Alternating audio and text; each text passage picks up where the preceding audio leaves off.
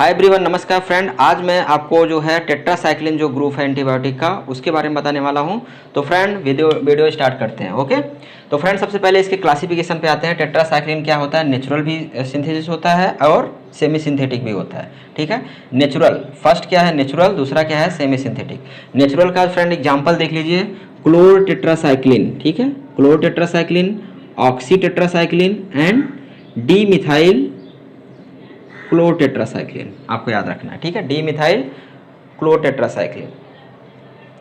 और semi synthetic में क्या है? आपका टेट्रासाइक्लिन हुआ, रोली टेट्रासाइक्लिन हुआ, डॉक्जीसाइक्लिन हुआ एंड मीथासाइक्लिन हुआ। ठीक है, सिंपल सा क्लासिफिकेशन है नेचुरल और सेमी सिंथेटिक। टेट्रासाइक्लिन, रोडी, देख सकते हैं ये। अब based on duration of action के आधार पे भी क्लासिफिकेशन इसका फ्रेंड किया गया है। तो उसमें जो है नंबर 1 शॉर्ट एक्टिंग, इंटरमीडिएट और लॉन्ग एक्टिंग।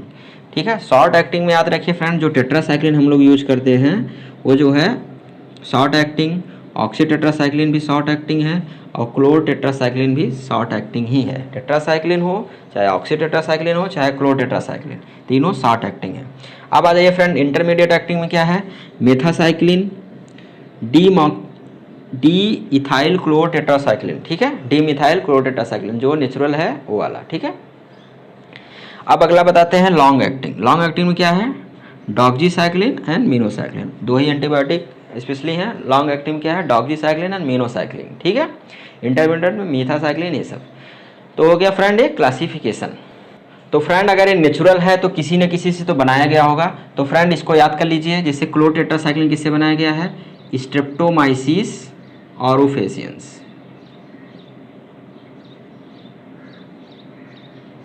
ठीक है, किससे?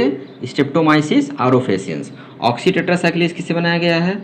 स्ट्रेप्टोमाइसिस राइमोसस। स्ट्रेप्टोमाइसिस राइमोसस या डी मिथाइल क्लोर टेट्रासाइक्लिन, इसको फ्रेंड छोटे नाम में भी याद रख सकते हैं, डेमिक्लोसाइक्लिन। ठीक है, इस नाम से याद रखो, ये दोनों नाम एक ही हैं, डेमिक्लोसाइक्लिन। ठीक है, डेमिक्लोसाइक्लिन या डाईमिथाइल क्लोरटेट्रासाइक्लिन, इसको डेमिक्लोसाइक्लिन भी बोलते हैं। फ्रेंड ये किससे बनता है?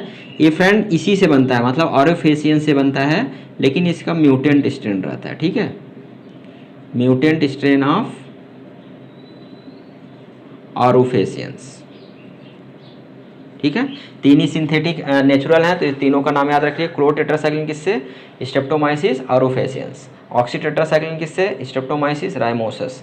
डी मिथाइल क्लोर टेट्रासाइक्लिन या डेमिक्लोसाइक्लिन जो है म्यूटेंट स्ट्रेन ऑरोफेसियंस से ही बनता है। ठीक है, ये पॉइंट आपको याद रखना है। अब फ्रेंड यहाँ पे कुछ पॉइंट्स हैं वो आपको दिमाग में रखना है।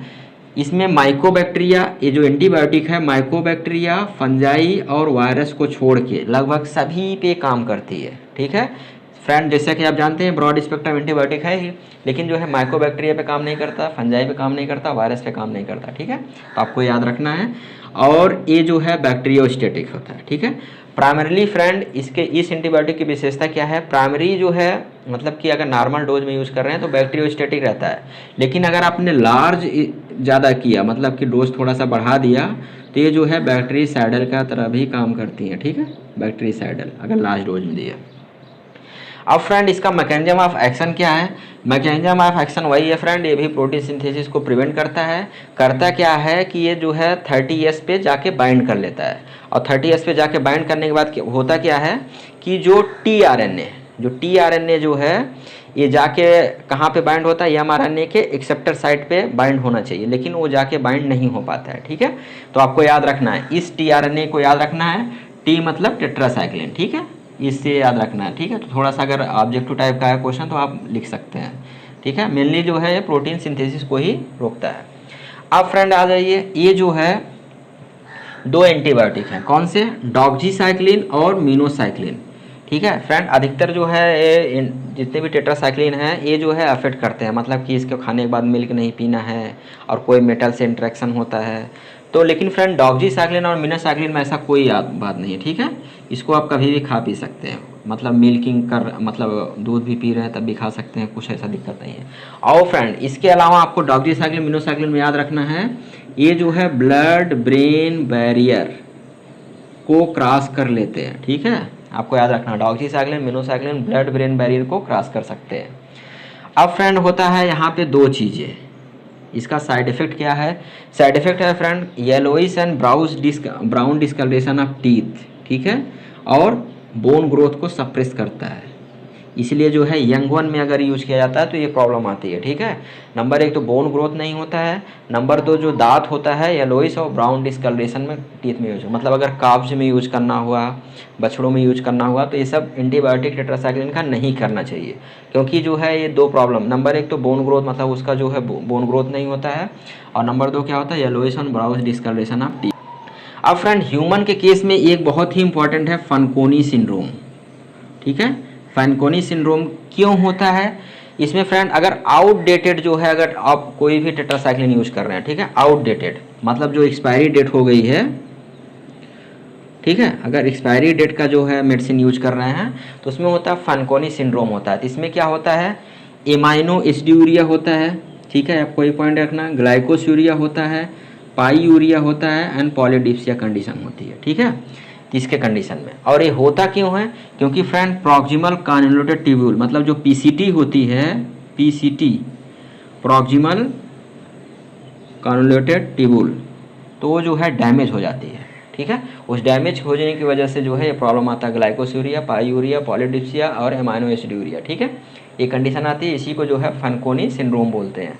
और क्यों होता है? क्योंकि प्रॉक्सिमल कन्वोल्यूटेड ट्यूब्यूल यानी पीसीटी जो नेफ्रॉन का जो है स्ट्रक्चर में जो है पीसीटी जो आता है वो जो है डैमेज हो जाता है, ठीक है। अब फ्रेंड एक इम्पॉर्टेंट चीज़ और है, यहाँ पे आप पढ़ रहे थे ना जो कठिन नेम है डाईमिथाइल क्लोरोटेट्रासाइक्लिन, इसको क्या बोलते हैं? डिमेक्लोसाइक्लिन। और कैसे बनता है? Mutant strain of streptococcus streptomyces aureofaciens, ठीक है। तो फ्रेंड ये जो है डाईयूरेसिस काज कर देता है, मतलब कि एक प्रकार से यूरिन को बढ़ा देता है, ठीक है, डाईयूरेसिस काज करता है। तो हो फ्रेंड आपको ये वीडियो बहुत अच्छे से समझ में आया होगा। तो फ्रेंड मिलते हैं आपसे किसी नए वीडियो में किसी नए टॉपिक पे। जय हिंद।